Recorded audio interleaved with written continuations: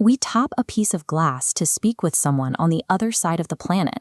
But for almost all of human history, information was trapped. If you wanted to send a message, you were blocked by the horizon. A signal only went as far as the eye could see before it faded into the landscape. Moving a thought any further than that required a physical messenger. Communication was restricted to the speed of a human runner, a galloping horse, or a ship at sea. Overcoming that physical speed limit meant breaking communication down into 3 functional parts. Every system we use today requires a transmitter to send the message, a receiver to catch it, and a channel that carries the information between them. The transmitter and receiver only work if the channel is effective. Until humanity could engineer a path that moved information faster than muscle or wind, global communication remained physically impossible. This physical barrier broke in the 19th century with the discovery of electricity. Engineers realized they could use copper wire as a high-speed artificial channel, allowing signals to bypass the limitations of human travel. In 1844, Samuel Morse demonstrated the first practical application of this wired channel. His telegraph machine converted text into electrical pulses, moving human intelligence across the landscape at the speed of light. By 1876, Alexander Graham Bell took the next step. He developed a way to translate the vibrations of a human voice into fluctuating electrical signals, turning those copper wires into a channel for audio. However, these wires created a new engineering constraint. They tied humanity to a fixed point. You could not run a physical cable to a moving train, a ship in the middle of the ocean, or a mobile workforce.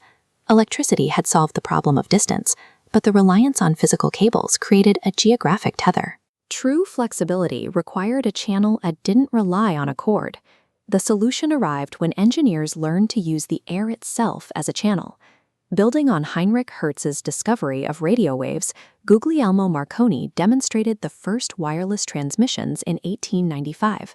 This is the electromagnetic spectrum, the invisible highway for all wireless data.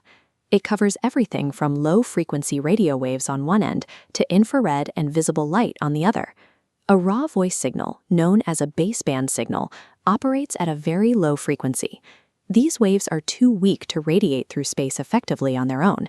If you tried to broadcast them directly, the signal would fail within a few feet of the antenna. To solve this, engineers use modulation, impressing the low-frequency intelligence signal onto a higher-frequency carrier wave. You can vary the vertical height of the carrier wave for amplitude modulation, or alter the wave's timing and horizontal spacing for frequency modulation. Modulation provides a vehicle for data. By hitching a ride on a high-frequency carrier, information can finally leave the wire and travel through free space. Once the airwaves were open, they filled up rapidly. From early military two-way radios to the first consumer cellular phones in the 1980s, the invisible highway became crowded. Every signal occupies a specific portion of the spectrum, called bandwidth.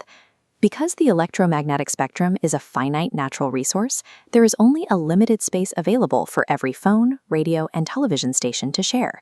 This creates a massive bottleneck for billions of smartphones. Engineers use multiplexing to divide the space. Frequency division multiplexes horizontal lanes. Time division breaks signals into rapid time slots. Code division tags signals with unique binary codes, allowing multiple transmissions to overlap simultaneously. Multiplexing allows networks to carry thousands of times more data than the physical spectrum should allow. It mathematically engineers space where none previously existed. We have progressed from the slow taps of a telegraph to a world of full duplex smartphones and deep-sea fiber optic cables that carry nearly all of our internet traffic on waves of light. This infrastructure is under constant threat from noise, the erratic static and interference that can degrade or destroy information as it travels through the channel. Protecting the data stream requires specialized architects.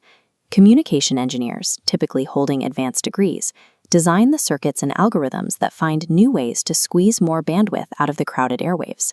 Then there are the technicians, the guardians of the physical hardware. They are the ones in the field, installing fiber optics and repairing the towers that keep the global grid alive. Because these systems are so critical, the industry requires strict certifications, from FCC licenses to Cisco networking credentials, to ensure the people overseeing our networks have the necessary technical competence. The connectivity we enjoy today is the direct result of 200 years of engineering. It survives because a global army of communication professionals continues to manage the spectrum, successfully pushing information through the physical barriers of the world.